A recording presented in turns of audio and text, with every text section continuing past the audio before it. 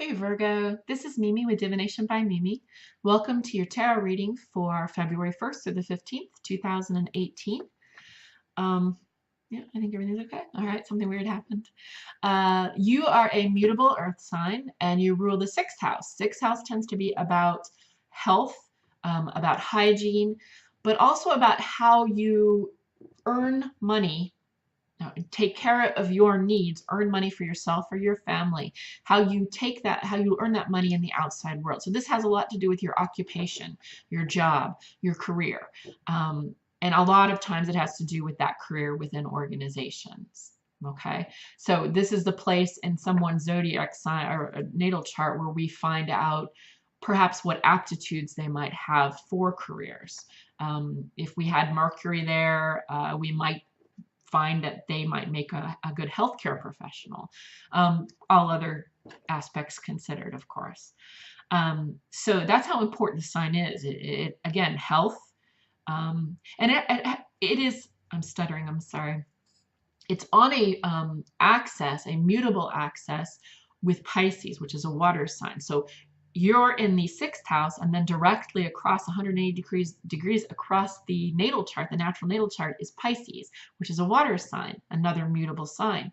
And you have to do with integration, meaning your body versus another body, your soul, your mind versus another mind, right? Sixth house. This is before we start relating to the other, which is the seventh house. But this is definitely about your body, your mind versus the other. Integration. Whereas Pisces on the other end of the constellation or the natal chart is about disintegration. It's the last of the zodiac signs. It's the last of the constellations, and it's basically the end of the life if you were to consider the natal chart like a person's life or a sentient life form's lifespan, this would be the end when the soul starts to re-merge with the consciousness, the collective. And that's what it represents. You, on the other hand, represent the opposite of that, which is this me versus you, that in you. Okay, along with health and hygiene, and also occupation. Now, it's ruled by Mercury. Mercury also rules Gemini. So where Gemini's motto is, I think, yours is I analyze. So you are wonderful problem solvers. Wonderful mathematicians, not always mathematicians, wonderful mathematicians, but that ability to solve problems is absolutely there. Science is something that's also of importance, but definite problem solvers. You really like to take a situation kind of like a group of necklaces that have been sort of jumbled together in a jewelry dish. Virgo would take great pleasure in dissecting them and pulling them all apart so that each one is integrated separately. I hope that makes sense. That's the energy around Virgo, perfecting things. So I analyze is your motto. So a very positive energy, a very intelligent energy, and a very necessary energy, as is the sixth house, because it has so much to do with how the individual relates to the other before they start considering the other in the world of relationships. You have to know who this is as opposed to what that is before I try to understand what that is. I need to understand what this is. I hope this is making sense. It makes sense in my head, but I'm crazy. Yeah, so immutable, meaning flexible, and spiritual, and purist. You like things done a certain way because that is the best way to do them. It's the most logical way to do them. It's the most proper, clean, hygienic, appropriate way to do them. And probably about 99% of the time you're right, but there's always that 1%, right? So Virgo are lovely people, intelligent people, altruistic for the most part. And I mean, I've had some people say otherwise, but I think they're very dependable, very reliable, honest, and without any hidden agendas, and they tend to do what they say and mean what they say. They don't bother saying it otherwise. All right, let's get into your reading. Astrologically, Mercury, your ruling planet for almost the first portion. Yeah, the first portion of this month, I believe. Just double checking.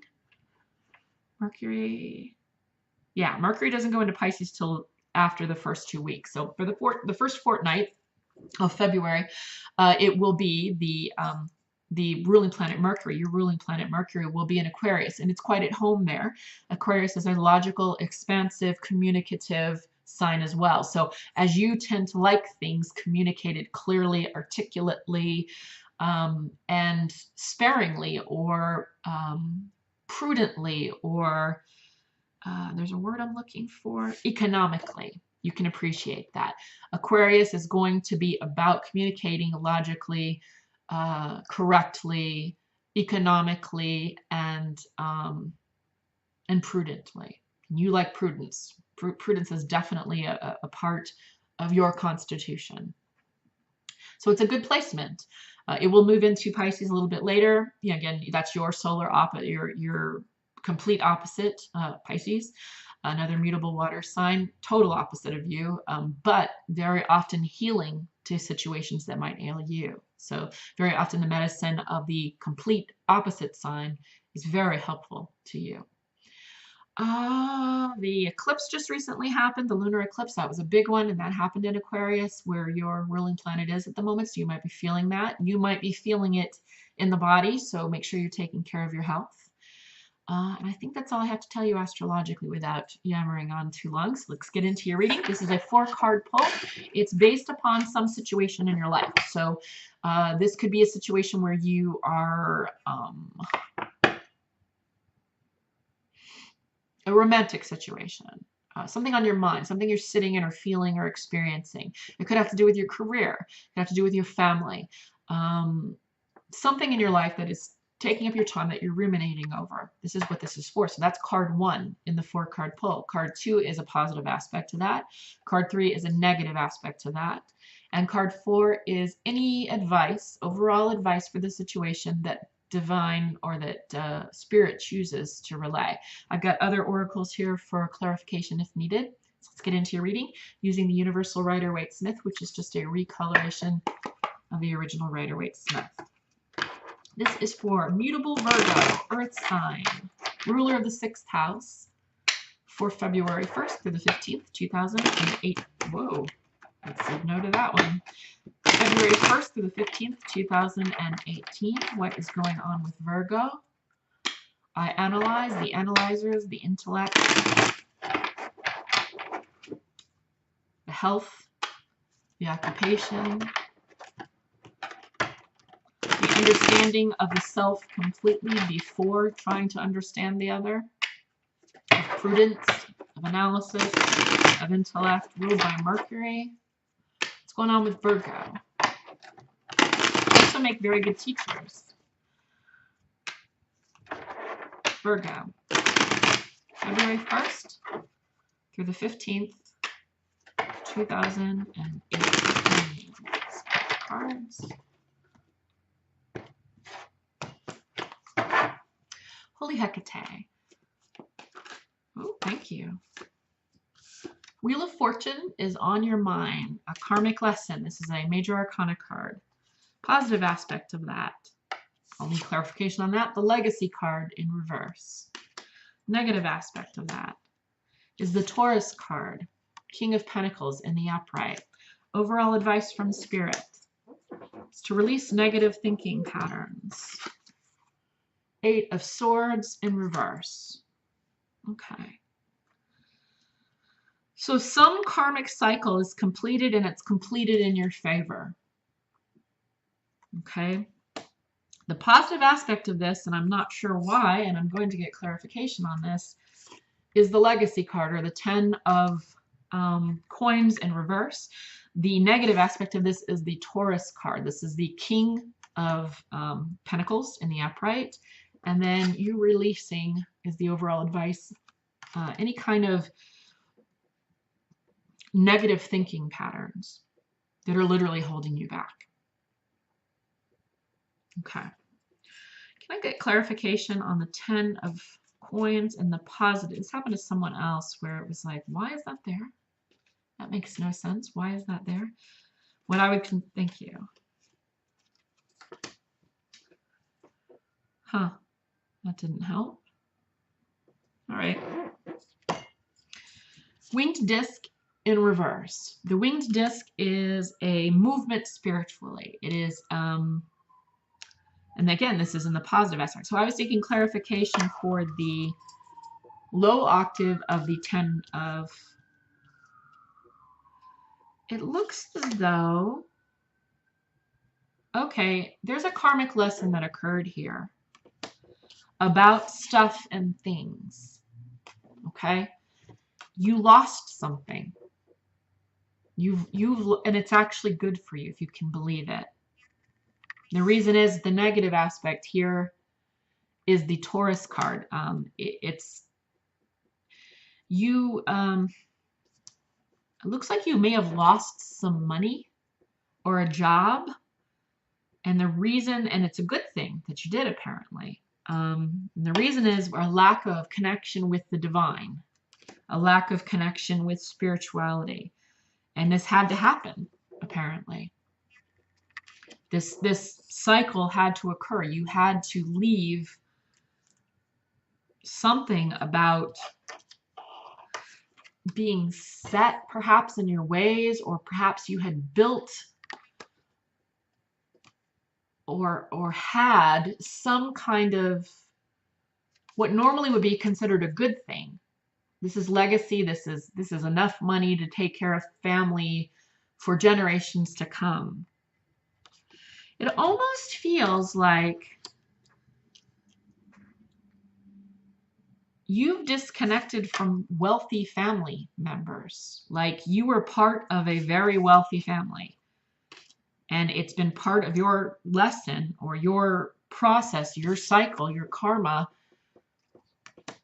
to leave this behind. I think that's why it's in the positive aspect. You've actually walked away from some kind of fortune, like family fortune. And you've done this because there was no soul in it. And you did it because it was going to make you someone like this person. This is a king. I say it's the Taurus card because it is. It's the kings are the fixed in, signs. And the earth sign, it would be an earth sign as its pentacle, which is Taurus. Now, kings generally are the most evolved of the court cards, right? They're the eldest. They're the ones that should have the most wisdom as it relates to this. But you seem to be about more than this. We're looking at two pentacle cards here, kind of in the negative. It really feels like you've walked away from fortune, from a family fortune, because it lacked soul and because you seem to lack soul. Because Taurus rules the second house, which tends to be about what you have. It's about the body, but it's also about finances, about the trappings of wealth, the luxuries of wealth. And there's something about this character here. He seems silly. He's draped in he's draped in gold. He's covered in fruit and abundance, and he's got his scepter, and he's got his coin, and there's a castle behind him. There's excessive abundance, so much so that it's out of control, and he's not even sure why he has it. He's not even sure if he even wants it. He has no appreciation for it. If you look at it, there's vines growing up and kind of wild, and although that would appear abundant, there's also something a bit messy about it. And I don't really take him seriously in the context of this reading. He looks kind of silly. He's got a silly hat. He seems uncomfortable with his scepter. He seems very youthful and childish with all his stuff. I think the reason this had to happen is that you didn't have a lot for the fortune that you had. This really seems specific. For the fortune that your family fortune that you had, the abundance that you came from, it didn't mean anything to you. You didn't seem to have a respect for it as it was. I'm not saying you don't have a healthy respect for how to gain things. You do. And I think, according to this, in the context of this reading, because this character looks like it's what you would become, which is kind of shallow, a silly, shallow person, and that's definitely not a Virgo. Virgo is a very deep person. Again, motto is I analyze. Had you stayed in this comfort zone, which you've rejected for lack of wisdom, for lack of heart, for lack of soul, and you've had to do this. This was part of your soul's contract, right? You've avoided becoming this kind of silly, almost like Arthur. Remember the movie Arthur? He was born with a silver spoon in his mouth, but he was like a child. He was kind of like inept in every way. I think that's what you either were starting to feel like you were becoming, or desperately afraid of becoming, or saw this wealth as being because it lacked soul. Now, the message here from Spirit is you need to release any limiting beliefs about self-care or self-sustenance away from what you've been taught. Okay? You've been taught that money is everything. And you can see that that's not true, but there are certain patterns that we take on in our lives that we might carry on repetitively without much thought. So Spirit is asking you to literally drop any limitations that you have about how to care for yourself, how to sustain yourself in the three-dimensional world, in the physical world. There are other ways to sustain yourself without it being all about money. So Spirit is asking you to literally take everything you've been taught about money by this family legacy, this heredity, this family fortune, that it's imperative that you take that and you turn it on its head, that you need to really look at sustenance, at resources, at maintaining the self in the three-dimensional world, in the physical world, in a different way than the way you've been taught. I hope that makes sense. It seems really specific for someone. So it was a life lesson, and you felt no heart and no soul in whatever family fortune you had. You didn't want to be this silly Arthur character, right? Just what Spirit is saying is, don't be afraid. Don't let limiting ideas about what sustenance means. That's the message I'm getting. Don't let limiting ideas about what sustenance means, about what resources mean to maintain oneself in the physical world. Okay, don't let them imprison you. See, she's loosely bound with a blindfold that could easily be removed, and there's 8 swords around her that she could shimmy through very easily. Spirit is asking you to let this go. You need to really take on, and that's hard to do sometimes. Okay, especially with Virgo, ruled by Mercury. You like facts and figures that are established. This is going to ask you to sort of step out on a limb and really reconsider how sustenance is maintained. All right, I'm really getting sustenance. How is sustenance maintained or obtained? What does it mean as opposed to what you've always been taught it means, or how you obtain it? I really hope that helped, Virgo. That seems really life-changing and profound. Somebody out there is having a very profound experience right now, and Spirit is urging you to rethink everything and have faith. Okay. All right, Virgo, I hope that helped. If you have questions, leave them in the comment section below the video. If you'd like a personal reading, please feel free to email me at mimimemes@hotmail.com. You'll find that email address as well as my pricing in the description box below the video. If I don't see you for a personal reading, I will see you for the lunations and then your reading in the second half of the month. If you haven't subscribed, I would love it if you did. That way we can keep up a conversation. You'll know when your videos are coming out, and you can also watch for your loved ones, energies around your loved ones of other signs. And if it didn't resonate with you, but you think it might with someone else, share it. Or if it did resonate with you, share it. Somebody else might be going through the same thing, because although the energy in this reading is very specific to someone, that general energy of change, of karmic change, is relevant, full stop, for a large group of Virgos. So you might need to apply it to your situation. But okay, I hope that helped, Virgo. I'll stop yammering. Take care.